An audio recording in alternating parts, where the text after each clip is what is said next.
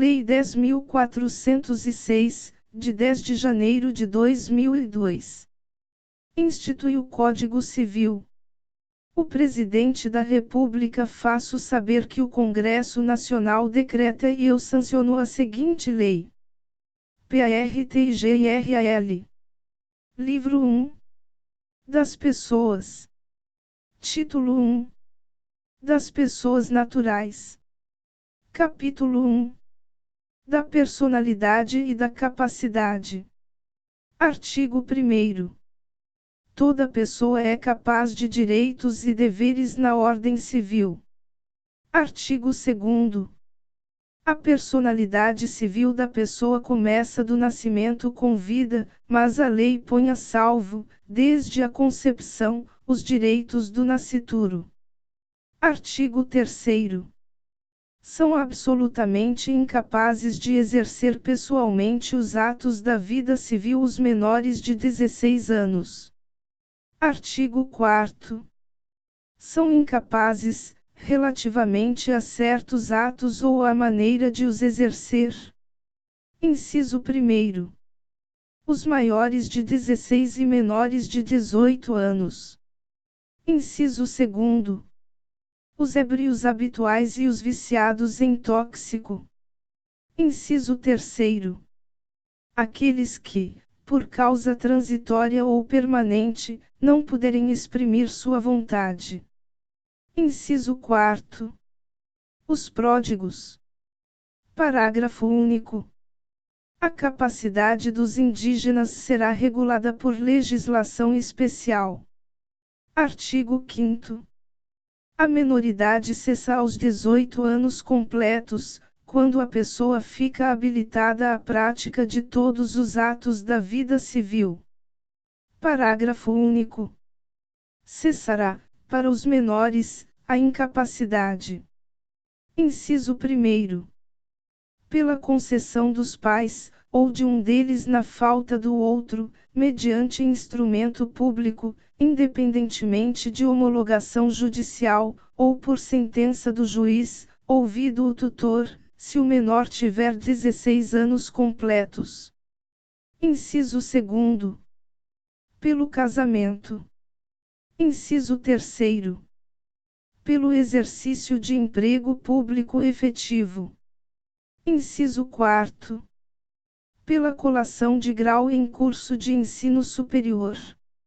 Inciso 5º. Pelo estabelecimento civil ou comercial, ou pela existência de relação de emprego, desde que, em função deles, o menor com 16 anos completos tenha economia própria. Artigo 6º.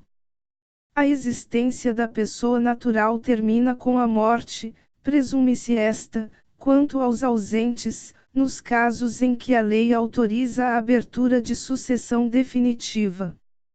Artigo 7º. Pode ser declarada a morte presumida, sem decretação de ausência. Inciso 1º. Se for extremamente provável a morte de quem estava em perigo de vida. Inciso 2º. Se alguém, desaparecido em campanha ou feito prisioneiro, não for encontrado até 2 anos após o término da guerra. Parágrafo único. A declaração da morte presumida, nesses casos, somente poderá ser requerida depois de esgotadas as buscas e averiguações, devendo a sentença fixar a data provável do falecimento. Artigo 8º. Se 2 ou mais indivíduos falecerem na mesma ocasião, não se podendo averiguar se algum dos comorientes precedeu aos outros, presumir-se-ão simultaneamente mortos. Artigo 9º. Serão registrados em registro público. Inciso 1º. Os nascimentos, casamentos e óbitos. Inciso 2º. A emancipação por outorga dos pais ou por sentença do juiz. Inciso 3º. A interdição por incapacidade absoluta ou relativa. Inciso 4º. A sentença declaratória de ausência e de morte presumida. Artigo 10. Far-se-á averbação em registro público. Inciso 1º. Das sentenças que decretarem a nulidade ou anulação do casamento, o divórcio, a separação judicial e o restabelecimento da sociedade conjugal. Inciso 2º. Dos atos judiciais ou extrajudiciais que declararem ou reconhecerem a filiação. Capítulo 2. Dos direitos da personalidade. Artigo 11. Com exceção dos casos previstos em lei, os direitos da personalidade são intransmissíveis e irrenunciáveis, não podendo o seu exercício sofrer limitação voluntária. Artigo 12. Pode-se exigir que cesse a ameaça, ou a lesão, a direito da personalidade, e reclamar perdas e danos, sem prejuízo de outras sanções previstas em lei. Parágrafo único. Em se tratando de morto, terá legitimação para requerer a medida prevista neste artigo o cônjuge sobrevivente, ou qualquer parente em linha reta, ou colateral até o 4º grau. Artigo 13. Salvo por exigência médica, é defeso o ato de disposição do próprio corpo, quando importar diminuição permanente da integridade física, ou contrariar os bons costumes. Parágrafo único. O ato previsto neste artigo será admitido para fins de transplante, na forma estabelecida em lei especial. Artigo 14. É válida, com objetivo científico, ou altruístico, a disposição gratuita do próprio corpo, no todo ou em parte, para depois da morte. Parágrafo único. O ato de disposição pode ser livremente revogado a qualquer tempo. Artigo 15. Ninguém pode ser constrangido a submeter-se, com risco de vida, a tratamento médico ou a intervenção cirúrgica. Artigo 16. Toda pessoa tem direito ao nome, nele compreendidos o prenome e o sobrenome. Artigo 17. O nome da pessoa não pode ser empregado por outrem em publicações ou representações que a exponham ao desprezo público, ainda quando não haja intenção difamatória. Artigo 18. Sem autorização, não se pode usar o nome alheio em propaganda comercial. Artigo 19. O pseudônimo adotado para atividades lícitas goza da proteção que se dá ao nome. Artigo 20.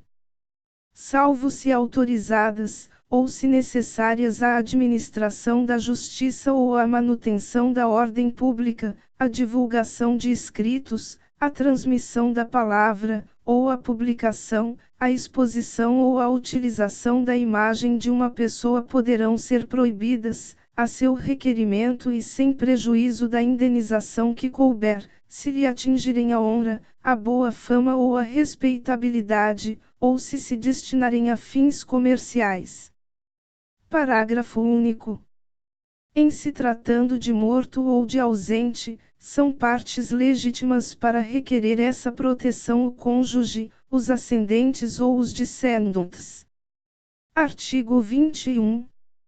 A vida privada da pessoa natural é inviolável, e o juiz, a requerimento do interessado, adotará as providências necessárias para impedir ou fazer cessar ato contrário a esta norma. Capítulo 3. Da ausência. Seção 1. Da curadoria dos bens do ausente. Artigo 22. Desaparecendo uma pessoa do seu domicílio sem dela haver notícia, se não houver deixado representante ou procurador a quem caiba administrar-lhe os bens, o juiz, a requerimento de qualquer interessado ou do Ministério Público, declarará a ausência, e nomear-lhe-á curador. Artigo 23. Também se declarará a ausência, e se nomeará curador, quando o ausente deixar mandatário que não queira ou não possa exercer ou continuar o mandato, ou se os seus poderes forem insuficientes. Artigo 24. O juiz, que nomear o curador, fixar-lhe-á os poderes e obrigações, conforme as circunstâncias, observando, no que for aplicável, o disposto a respeito dos tutores e curadores. Artigo 25. O cônjuge do ausente, sempre que não esteja separado judicialmente, ou de fato por mais de 2 anos antes da declaração da ausência, será o seu legítimo curador. Parágrafo 1º. Em falta do cônjuge, a curadoria dos bens do ausente incumbe aos pais ou aos descendentes, nesta ordem, não havendo impedimento que os iniba de exercer o cargo. Parágrafo 2º. Entre os descendentes, os mais próximos precedem os mais remotos. Parágrafo 3º. Na falta das pessoas mencionadas, compete ao juiz a escolha do curador. Seção 2. Da sucessão provisória. Artigo 26.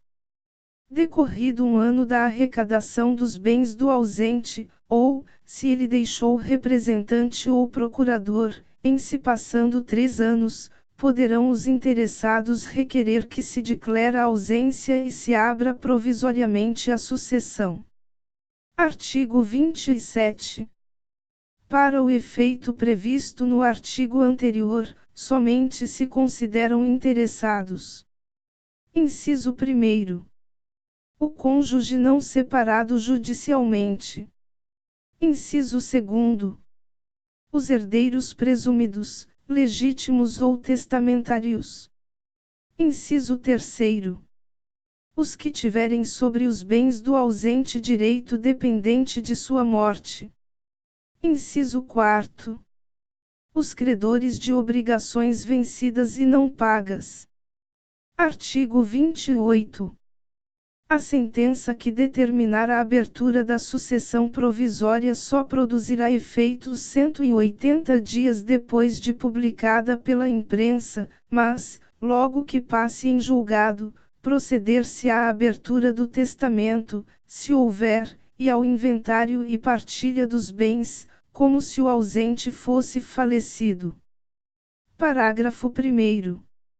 Findo o prazo a que se refere o artigo 26, e não havendo interessados na sucessão provisória, cumpre ao Ministério Público requerê-la ao juízo competente.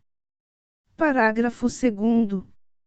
Não comparecendo herdeiro ou interessado para requerer o inventário até 30 dias depois de passar em julgado a sentença que mandar abrir a sucessão provisória, proceder-se à arrecadação dos bens do ausente pela forma estabelecida nos artigos 1819 a 1823. Artigo 29. Antes da partilha, o juiz, quando julgar conveniente, ordenará a conversão dos bens móveis, sujeitos a deterioração ou a extravio, em imóveis ou em títulos garantidos pela União. Artigo 30. Os herdeiros, para se emitirem na posse dos bens do ausente, darão garantias da restituição deles, mediante penhores ou hipotecas equivalentes aos quinhões respectivos. Parágrafo 1º. Aquele que tiver direito à posse provisória, mas não puder prestar a garantia exigida neste artigo, será excluído, mantendo-se os bens que lhe deviam caber sob a administração do curador, ou de outro herdeiro designado pelo juiz, e que preste essa garantia. Parágrafo 2º. Os ascendentes, os descendentes e o cônjuge, uma vez provada a sua qualidade de herdeiros, poderão, independentemente de garantia, entrar na posse dos bens do ausente. Artigo 31. Os imóveis do ausente só se poderão alienar, não sendo por desapropriação, ou hipotecar, quando o ordene o juiz, para lhes evitar a ruína. Artigo 32. Empossados nos bens, os sucessores provisórios ficarão representando ativa e passivamente o ausente, de modo que contra eles correrão as ações pendentes e as que de futuro àquele forem movidas. Artigo 33. O descendente, ascendente ou cônjuge que for sucessor provisório do ausente, fará seus todos os frutos e rendimentos dos bens que a este couberem. Os outros sucessores, porém, deverão capitalizar metade desses frutos e rendimentos, segundo o disposto no artigo 29, de acordo com o representante do Ministério Público, e prestar anualmente contas ao juiz competente. Parágrafo único. Se o ausente aparecer, e ficar provado que a ausência foi voluntária e injustificada, perderá ele, em favor do sucessor, sua parte nos frutos e rendimentos. Artigo 34. O excluído, segundo o artigo 30, da posse provisória poderá, justificando falta de meios, requerer-lhe seja entregue metade dos rendimentos do quinhão que lhe tocaria. Artigo 35. Se durante a posse provisória se provar a época exata do falecimento do ausente, considerar-se-á, nessa data, aberta a sucessão em favor dos herdeiros, que o eram àquele tempo. Artigo 36. Se o ausente aparecer, ou se lhe provar a existência, depois de estabelecida a posse provisória, cessarão para logo as vantagens dos sucessores nela emitidos, ficando, todavia, obrigados a tomar as medidas assecuratórias precisas, até a entrega dos bens a seu dono. Seção 3. Da sucessão definitiva. Artigo 37. 10 anos depois de passada em julgado a sentença que concede a abertura da sucessão provisória, poderão os interessados requerer a sucessão definitiva e o levantamento das cauções prestadas. Artigo 38. Pode-se requerer a sucessão definitiva, também, provando-se que o ausente conta 80 anos de idade, e que de 5 datam as últimas notícias dele. Artigo 39. Regressando o ausente nos 10 anos seguintes à abertura da sucessão definitiva, ou algum de seus descendentes ou ascendentes, aquele ou estes haverão só os bens existentes no estado em que se acharem, os subrogados em seu lugar, ou o preço que os herdeiros e demais interessados houverem recebido pelos bens alienados depois daquele tempo. Parágrafo único. Se, nos 10 anos a que se refere este artigo, o ausente não regressar, e nenhum interessado promover a sucessão definitiva, os bens arrecadados passarão ao domínio do município ou do Distrito Federal, se localizados nas respectivas circunscrições, incorporando-se ao domínio da União, quando situados em território federal. Título 2. Das pessoas jurídicas. Capítulo 1. Disposições gerais. Artigo 40. As pessoas jurídicas são de direito público, interno ou externo, e de direito privado. Artigo 41. São pessoas jurídicas de direito público interno. Inciso 1. A União. Inciso 2. Os Estados, o Distrito Federal e os territórios. Inciso 3. Os municípios. Inciso 4. As autarquias, inclusive as associações públicas. Inciso 5. As demais entidades de caráter público criadas por lei. Parágrafo único. Salvo disposição em contrário, as pessoas jurídicas de direito público, a que se tenha dado estrutura de direito privado, regem-se, no que couber, quanto ao seu funcionamento, pelas normas deste Código. Artigo 42. São pessoas jurídicas de direito público externo os estados estrangeiros e todas as pessoas que forem regidas pelo direito internacional público. Artigo 43. As pessoas jurídicas de direito público interno são civilmente responsáveis por atos dos seus agentes que nessa qualidade causem danos a terceiros, ressalvado o direito regressivo contra os causadores do dano, se houver, por parte destes, culpa ou dolo. Artigo 44. São pessoas jurídicas de direito privado. Inciso 1. As associações. Inciso 2. As sociedades. Inciso 3. As fundações. Inciso 4. As organizações religiosas. Inciso 5. Os partidos políticos. Inciso 6.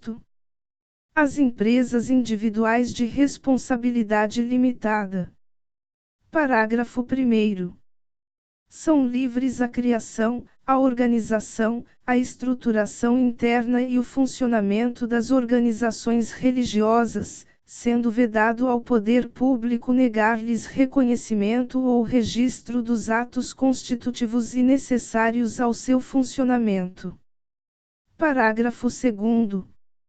As disposições concernentes às associações aplicam-se subsidiariamente às sociedades que são objeto do livro 2 da parte especial deste Código. Parágrafo 3º.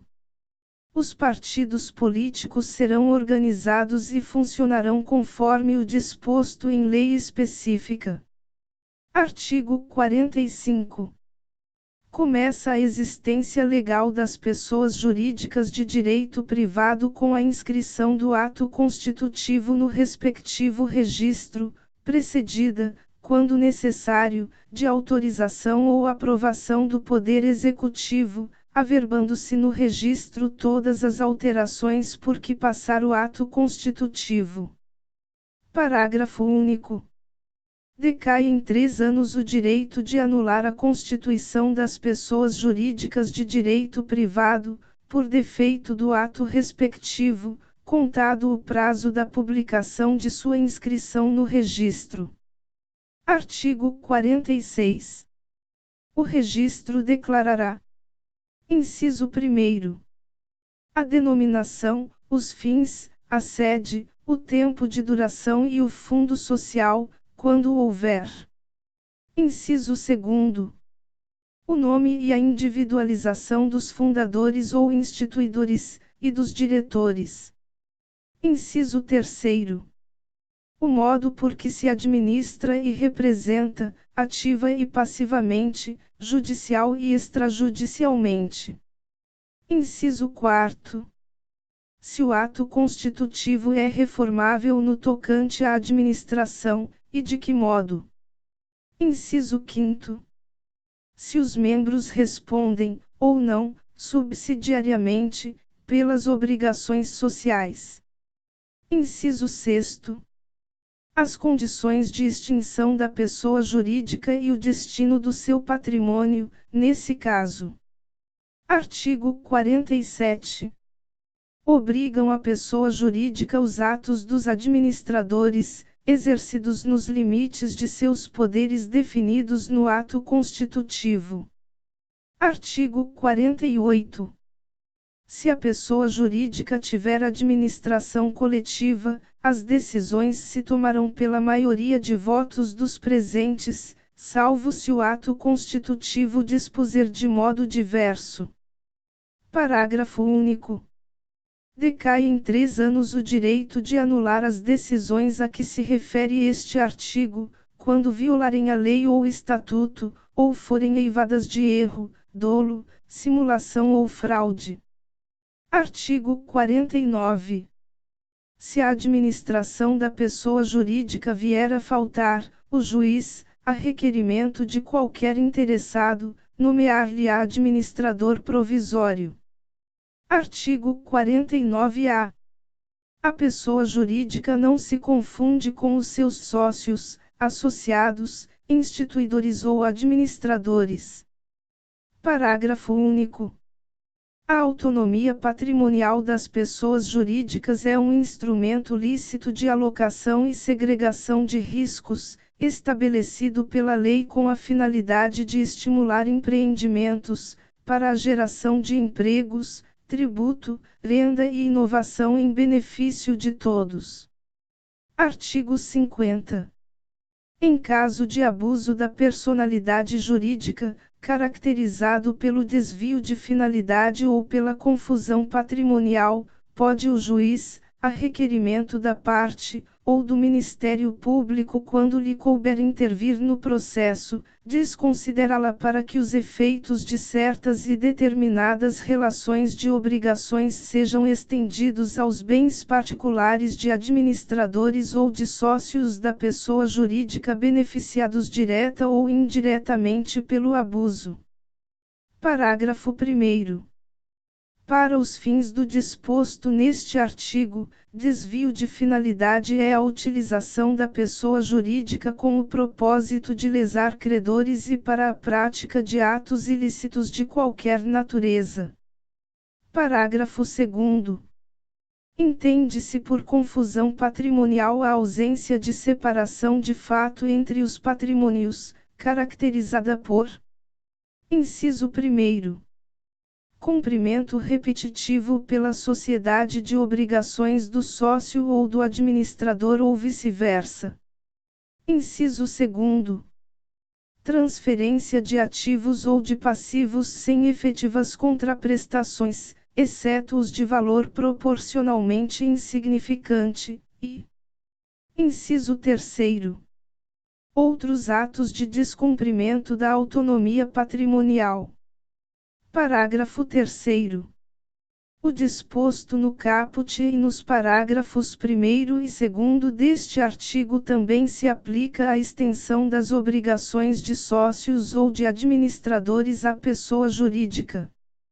Parágrafo 4º.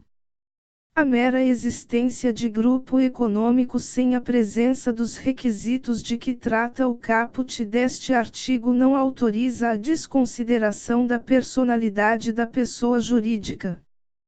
Parágrafo 5º. Não constitui desvio de finalidade a mera expansão ou a alteração da finalidade original da atividade econômica específica da pessoa jurídica. Artigo 51. Nos casos de dissolução da pessoa jurídica ou cassada a autorização para seu funcionamento, ela subsistirá para os fins de liquidação, até que esta se conclua. Parágrafo 1º. Far-se-á, no registro onde a pessoa jurídica estiver inscrita, a averbação de sua dissolução. Parágrafo 2º.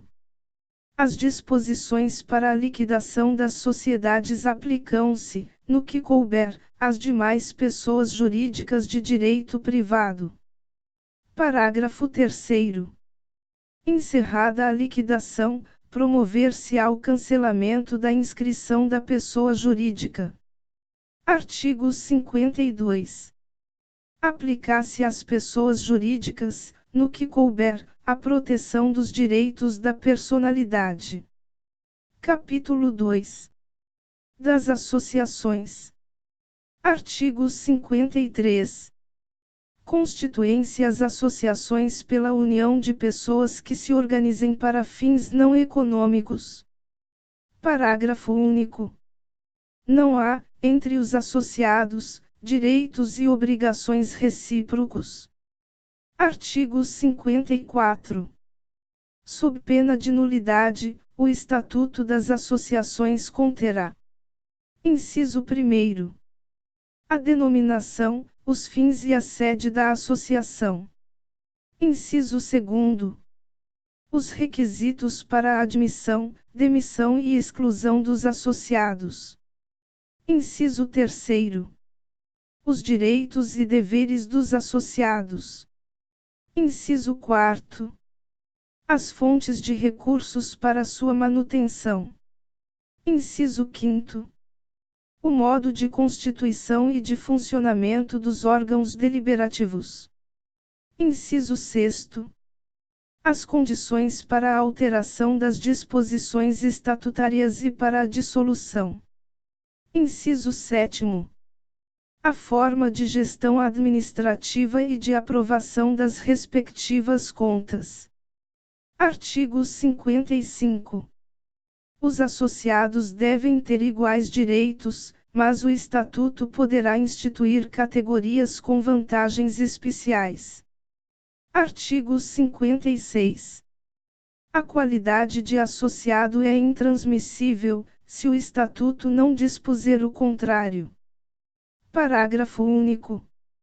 Se o associado for titular de cota ou fração ideal do patrimônio da associação, a transferência daquela não importará, de per si, na atribuição da qualidade de associado ao adquirente ou ao herdeiro, salvo disposição diversa do Estatuto. Artigo 57.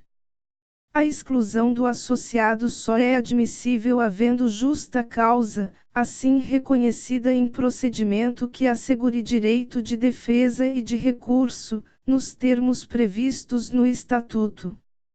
Artigo 58. Nenhum associado poderá ser impedido de exercer direito ou função que lhe tenha sido legitimamente conferido, a não ser nos casos e pela forma previstos na lei ou no Estatuto. Artigo 59. Compete privativamente à Assembleia Geral. Inciso 1º. Destituir os administradores. Inciso 2º. Alterar o Estatuto. Parágrafo único. Para as deliberações a que se referem os incisos I e segunda deste artigo é exigido deliberação da Assembleia especialmente convocada para esse fim, cujo quórum será o estabelecido no Estatuto, bem como os critérios de eleição dos administradores. Artigo 60. A convocação dos órgãos deliberativos far-se-á na forma do Estatuto, garantido a 1/5 dos associados o direito de promovê-la. Artigo 61.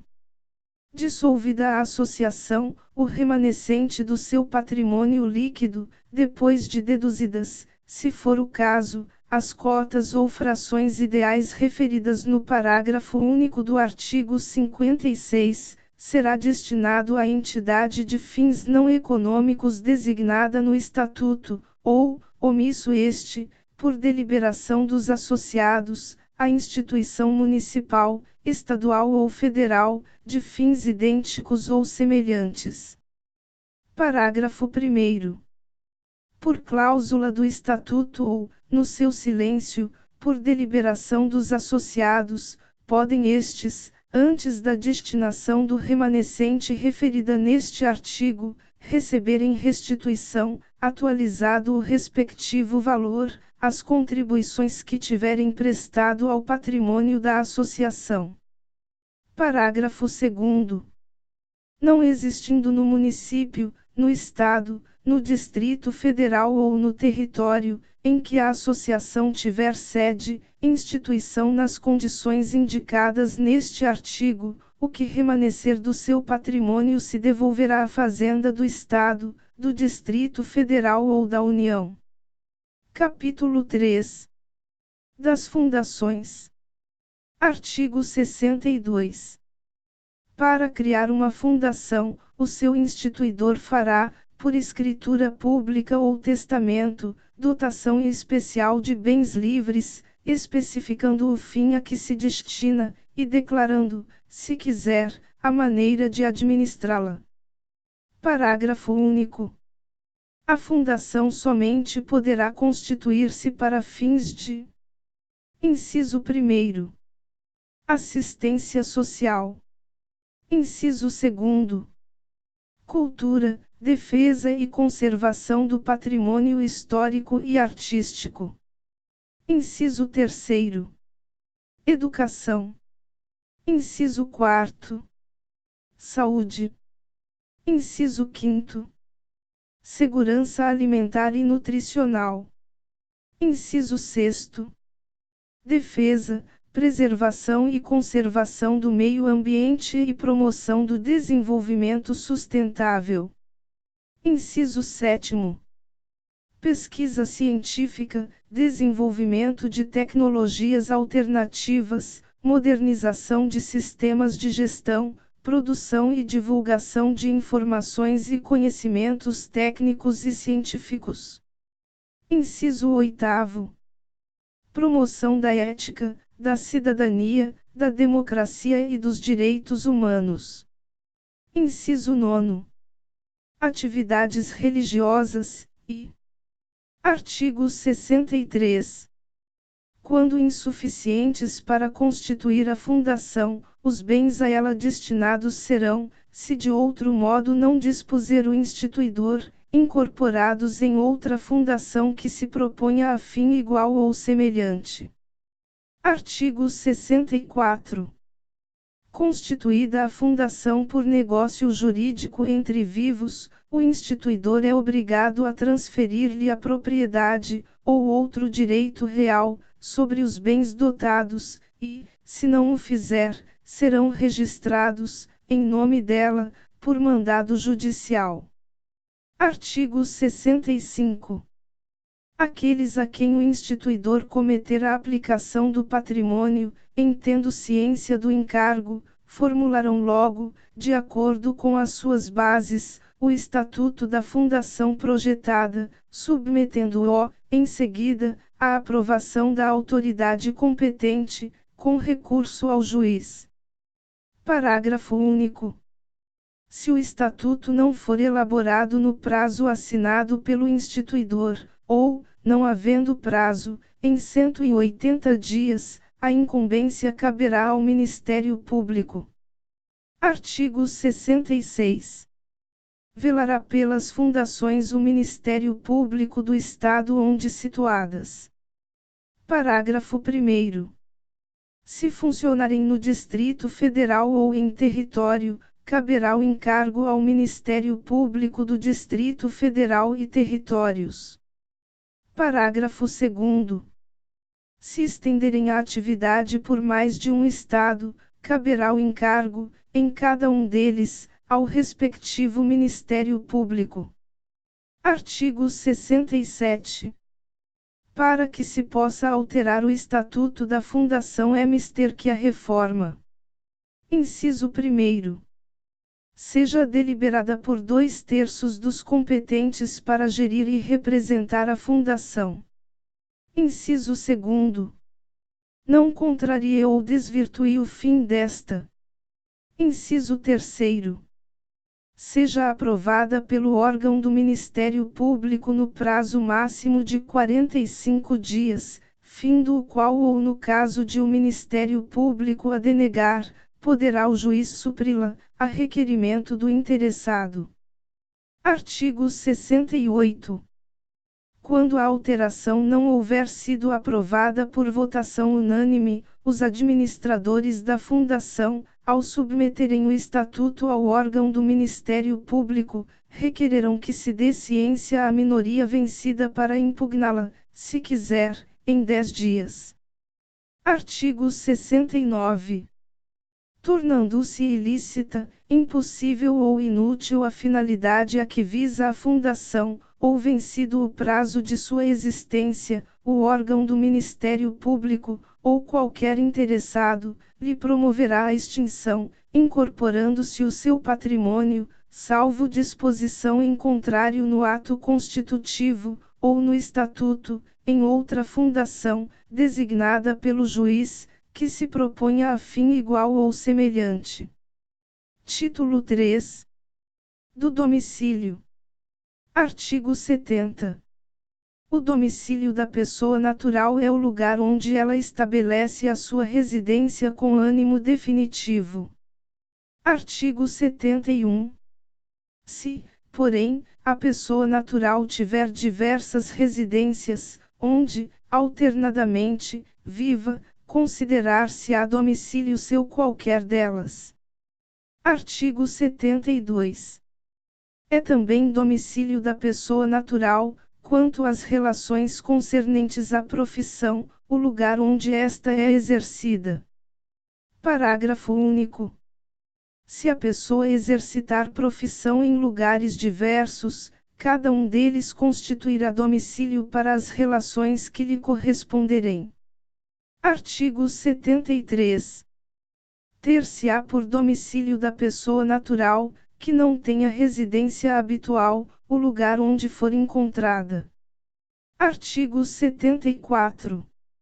Muda-se o domicílio, transferindo a residência, com a intenção manifesta de o mudar. Parágrafo único.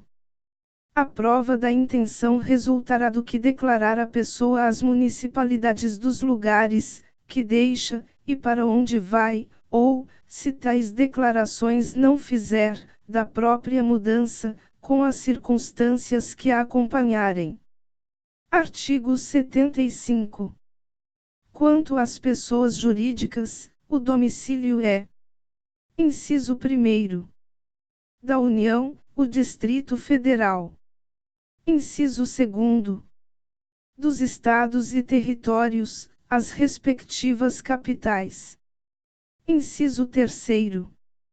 Do município, o lugar onde funcione a administração municipal. Inciso 4º. Das demais pessoas jurídicas, o lugar onde funcionarem as respectivas diretorias e administrações, ou onde elegerem domicílio especial no seu estatuto ou atos constitutivos. Parágrafo 1º. Tendo a pessoa jurídica diversos estabelecimentos em lugares diferentes, cada um deles será considerado domicílio para os atos nele praticados. Parágrafo 2º. Se a administração, ou diretoria, tiver a sede no estrangeiro, haver-se-á por domicílio da pessoa jurídica, no tocante às obrigações contraídas por cada uma das suas agências, o lugar do estabelecimento, cito no Brasil, a que ela corresponder. Artigo 76. Tem domicílio necessário o incapaz, o servidor público, o militar, o marítimo e o preso. Parágrafo único. O domicílio do incapaz é o do seu representante ou assistente, o do servidor público, o lugar em que exercer permanentemente suas funções, o do militar, onde servir, e, sendo da Marinha ou da Aeronáutica, a sede do comando a que se encontrar imediatamente subordinado, o do marítimo, onde o navio estiver matriculado, e o do preso, o lugar em que cumprir a sentença. Artigo 77. O agente diplomático do Brasil, que, citado no estrangeiro, alegar extraterritorialidade sem designar onde tem, no país, o seu domicílio, poderá ser demandado no Distrito Federal ou no último ponto do território brasileiro onde o teve. Artigo 78. Nos contratos escritos, poderão os contratantes especificar domicílio onde se exercitem e cumpram os direitos e obrigações deles resultantes.